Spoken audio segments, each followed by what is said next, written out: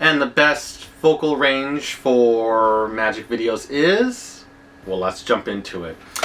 So to begin, I'm Dan from Evolving Magic. I shoot a lot of magic videos and a couple tutorials, mostly my own routines and thoughts and stuff of that nature to get the next generation of magicians to the next level.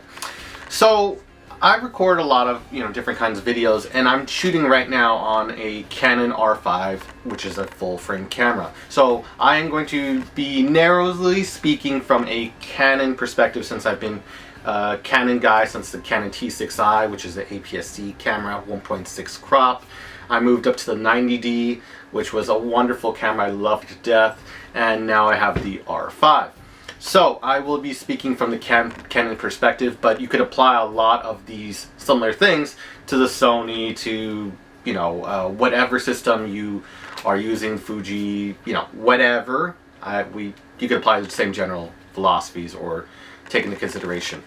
Now I'm going to be speaking, to add a little more context, I'm going to be speaking from the full frame perspective and then comparing it to the crop, because let's say a 15mm on a crop sensor camera is different from a 15mm on a full frame camera because of the ranges and a little bit of marketing, but you'll get it. You'll get it. So to begin, I guess you could say that, well, I'll give a summation. So in general, the focal range tends to be, from all my experiences and everything, 14mm to 24mm for magic videos. It gives that wide angle where you're able to capture everything and be able to get everything in frame, because you need to, because our eyes are able to see at around 22mm. Fun fact.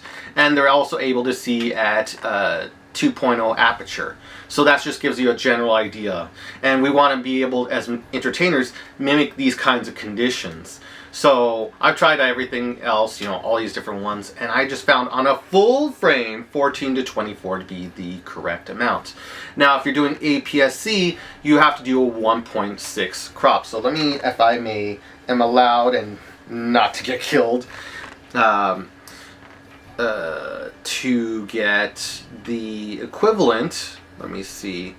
I know it's 15mm on a APS-C 1.6 crop on Canon cameras, just as an example. 15mm is 24. So 14mm divided by 1.6, about 8.75mm. So about 9mm to about 15. So you need around that range. So there's the 10 to 22 Canon thing. There is the Tokina for APS-C. There's Tokina 11 to 20, I believe. There's 11-16 model, and they both come at 2.8 aperture. Really good lenses. There's Sigmas. You could use primes. The Sigma has a 14mm 1.8, Sigma 20mm 1.4, and then there's a 24mm. So around that range, just anywhere within that range, you get a real dynamic, and you feel like this is it. This is for real magic videos. And I speak for specifically close-up. I mean, it could apply to stage, because you need a wide angle to cover everything in stage, balancing out everything. But because of my experience is solely focused in close-up, I don't know any stage magic. I can't do well on stage. And I'm a close-up performer for venues, walk around, that kind of thing. I found that 14 to 24 is the right thing. And it really is just nice. You get that wide feeling, and it just feels great. And I guess I might as well cover in this video. I'm going to cover everything. I'm also going to give some bonuses away as well. What I will mention is, because you generally want the full coverage of everything. So generally when you shoot magic videos, you would want to shoot at aperture, like an f3.5 or maybe 5.6 or 4, around there, because you want to be able to encase everything. Now if you got a second person, if you're just doing it solo, that's recommended. That's what I do. But if you're on your own, or if it's a single subject, it's just focused on me, and it's great, then you can act like it's not changing, it's not, the cards aren't moving to here, it's going out of focus or anything of that nature, so you can see it's kind of getting blurry here, but yet when I put it right here, it looks super sharp, and super sharp the whole way through, but yet it looks so blurry here. That's an example because I'm using a Sigma 14mm 1.8 Astro lens. Yeah, I'm using it. Crazy to say that. But there is some just ideas you can play with. So if it's focused on me, you know, just a single point, then you can use lower apertures for that. Or if you have a cam person who can direct the points of where they want it to be. So let's say you want to have the cards are here, but you can see it's blurry. Then I can shift the focus right here. And now you can see it's generally, let me see if I can move it again, much sharper. And now let me move it back to me. And so you can kind of see how that plays out. So, but let's say you're just doing it solo, then 3.5 to 5 to around 4 or 5, maybe 5.6. You get the whole range and focus, so you can see everything. And you can still direct, like if you get everything closer with the separation, you get anything close, then you can still misdirect because people can't really see what's going on in my right hand, for example. Not that there is anything, but it gives a general idea of that. And so I want to be able to make this video because I was struggling with the right focal range. And I got a, for example, I got a Sigma 18-35, which is a wonderful photography lens at 1.8 aperture for my crop sensor cameras, my T6i, my 90D. And I made it work, you know, it was at distance and I was able to make it work, but it was just so tricky, and that you need a long cord to attach it to. You need like a 20-foot-ish cord or 10-foot cord to make it work, and it was just really tricky, and I just want to be able to control the settings much easier, getting to the camera and making it work and everything. So I risked it all and I got a Sigma 14mm Astro lens, and as soon as I put it in, turned it on, I'm like, this is it. Not saying you need to go rush out and buy a $1,600 Astro lens. Far from it. Heck, there's even cheaper options. Well, this is, if I can be honest, I was saving this for later, but generally looking at this, this is a Sigma. Hold on, let me put it up close so you can see it. Wow, this, I love how this Astro focuses so fast. So this is the Sigma, oh, I should go the other way.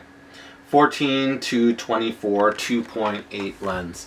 So this gives you the full range all at once to do all of your photo work with a decent, you know, background separation and everything, which I set to 3.5, and so I can set it wherever the conditions are. I'm on the road filming with Sean. If you see a lot of my videos with Sean, the more recent ones, they're all pretty much just shot with this lens because it covers any range. Wide angle when we're at a table or when we're out and about, but we need this close wide angle lens to capture some magic moments, because it's really hard to capture normal magic moments with any other lens getting close up, because our eyes focus at 22mm and we expect all cameras to automatically do that, but they generally don't. So this lens has got you covered, so that's not making, well, you know, this is just what I use on my daily thing. I have to take it everywhere.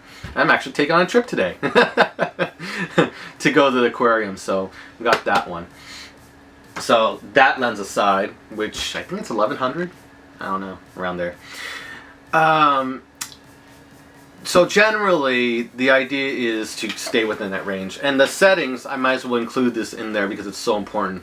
Settings are 3.5 to around 5.6 if you want to get full coverage and make everything look nice and awesome. And, oh yeah, going back to Sigma. The 18-35, I got it, but it was just so tricky to use, and just getting that close-up range, that nice feeling, it looks great. But we're using a 14mm, when I did it originally on the APS-C 90D camera, it looked like a crop sensor. On a crop sensor, it turned in 14mm turned into 22, and again 15mm turns into 24, 14mm 22-ish. So when I did it on the 14mm, it looked the equivalent of human eye. Like, this camera can see what I'm seeing. Oh my gosh, that's so cool, and it looked perfect for what we do, which is what's being shot on right now. But I wanted to be able to have that full range, go even wider, so I'm at a table doing magic or filming, I can be able to get everything perfectly, and without having to move off the table and film from a distance or any of that nature. I just want to be able to casually film and get some magical moments and really capture those really great moments and just put them out there so you guys know, is Danny full of it, or is he actually living by what he says? And I try to live by what I say in every day of my life. So there's that. So we talked about the aperture. We talked the shutter speed. Oh, that's important. The shutter speed should be around 1/60th of a second, assuming you're on a tripod. Okay. You generally, if it's on tripod, 1/60th of a second, you kind of get this kind of motion blur. Not really. It looks great, and you don't even need to. You get a lot more light in, so you don't have. So you can play around with the other settings and not have to worry about it. But if you're out and about, you know, you can range it like 100, like anywhere from 1/60th of a second if you have a really still hand, to around 250, 1/250th of a second. So you can make sure that you don't worry about too much about the blur or anything, because this the camera's still from that end, and I do this, that looks fine. But if the camera was moving, you might create a blur because it's blurred, like slightly blurring, and I'm blurring. It doesn't look great. So, you know, play around, work around it. But I wish I had known this. I mentioned this because I wish I had known that general advice earlier on. Knowing what the general settings were, so 1/60th to 250th of a second for that. The aperture, if you have someone filming on the camera, you can go to 1.4 to 1.8 if someone's behind the camera and someone's performing, but if not, 3.5 to 5.6 is your general target. And then the ISO, you want to try to keep it, you know, as low as possible, but you know, if it goes higher, like 1600, 3200, you're fine, whatever. Even on APS-C, they say you could go 3200 without that graininess really going in there. On full frame, you can do it to like, I get really good images, even at like 12,800 ISO. I'm able to get like some pretty workable images, but I wouldn't want to go that far. I'm like, what are you shooting in? Total darkness? Oh, anyways. But the point is, you know, you want to try to, less ISO means more sharp of an image, but you know, you generally need a little bit to get it going. I have it on like for the example, this, because I'm just at a single point, as a frame of reference, for example, is a 1/60th of a second, is at Aperture 1.8, and I believe it's at ISO 500-ish for that. And with the 14mm, you get this wide-ranging view, everything, and make it look good. And for, you know, if you have a step-down aperture like the 2.8, different from the 1.8 aperture of the Astro lens, then you need to compensate with either more ISO, or well, you wouldn't want to push the shutter speed any faster, because then you'll start to see, you could play with it yourself and see it, you'll start to get this blur that won't look great, generally, after 1/50th of a second. I just like 1/60th. It looks great. And so then you have to raise the ISO for this baby. But again, this one can take more conditions because of the general range of what it can do versus 14mm. Then again, you're like, but you have an R5, you can crop, but then you get less megapixels. You want to try to get the full frame coverage if you're using a full frame camera. But again, I was, you know, very fortunate to get the R5, lo and behold. I'd be still very happy if I had the 90D camera, which I still technically do. A friend's borrowing it. And it's a great camera. I love it to death. If you, not suggesting, not legal advice or anything to that nature, not, you know, can't implore you to do it, but for like magic videos, I was so happy with a 90D with just the Astro lens. I was like, I'm ready to take on the world. It just gives such a beautiful, clear image. You get it right at the human eye focal length, and you know, I love wide-angle lenses. I mean, not only for my work, but I just love wide-angle lenses because it gives that expanded feel you don't usually see. And it's hard to get a really expanded lens on APS-C because, you know, the crop 1.6 is huge. It really is noticeable, but you know, it has its advantages. Imagine getting 33 megapixels with crop sensor. So for like things further away, like you get a really big zoom lens, like a Sigma 100 or 400 or Canon 100 or 400, it crops it to 100. So 100 400 would become a 160 to 660 millimeter lens, essentially, and that's cool. And you get all the megapixels and everything. I'm like, cool. So, you know, just opinion though. I know people say R5. I get it. So, with all that said, I hope this video was helpful to you in helping you to find general advice. I wish I had known, because it took me like a month to figure out the settings, which I'm just casually explaining to everyone for magic videos. And this is assuming, I should also mention one final point, that it is assuming you want to get the full framing camera, not just, hey, I'm going to film right at my hands and just crop everything out. It looks, I never understood the feature of it. I mean, yes, you're capturing the moment, but it just looks like crotch. Like everyone talks about the castle and laughs at it. Crotch magic. Hey, look, it's just crotch magic. It's just here. Hey, guys, I've got a little trick right here. We would want to be able to feature everything, and there's a reason why misdirection is very lacking in the community. It's because not many people will actually be bold enough to actually feature it. I mean, maybe some magic performances where they do the whole body, great, but to be able to do quality misdirection and to actually see in motion looks great. That's why there is the lap DVD with Juan Tamariz and Danny De Ortiz and that one FISM guy who won FISM, and a couple others. I think there were maybe two FISM winners in there. Yeah, maybe three. I don't know. It was just lap. It's maybe on Penguin Magic. You can check it out. Not sponsored.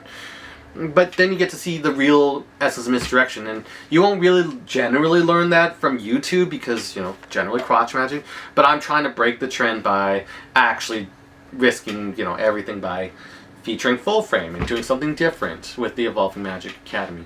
So again, in summary, the settings were there. The general focal range is 14 to 24, and the general lenses, if I can close out, are like a Sigma 14 to 24 2.8, Sigma Astro, the 14 millimeter 1.8, Sigma 20 millimeter, Sigma 24, Canon 24, the Canon, and then there's some lenses that can really go into it. Now, you don't need to spend like the $3,500 to get the Canon 11 to 24 full frame version, 11 to 24. That's just out there. Sigma 12 to 24 f4, which is generally like you could just use that and just film like this, which is cool. Tokinas, there's some Tokinas, there's some Tamrons. I know that I'm probably missing some. But generally, that for Canon side, those are some viable options you can try out. Fish eyes do not tend to work so well because we want to have a focused, clear image on what we're focusing on to let the magic really happen. With one exclusion, because the 8 to 15 follows that general frame, like general amount, the guidelines of the 14 to 24, it gives you a what is it? It's like a 13.5 to 24. Let me see that. 8 times 1.6. So it gives you a 12.8 to 24, which is a really interesting range. So the Canon fisheye is one of the only exceptions I've ever seen that can do that, and it gives you a slightly distorted feel, but it can cover the full range, so you can do that. But again, it's your decision because it'll look a little bit distorted, and people will slightly notice it. But it's just when I was using the Canon 90D, that's why I used just the Astro lens you see I'm using right now, and the Canon 8 to 15 fisheye, and I was using those two interchangeably for my magic videos. So, something to consider. So with all that said, I hope this video was helpful to you. I hope you got some info out of it. give this video a like. The Academy always appreciates it if you got some content out of it, or some enjoyment or educational blah out of it. And see you in the next video.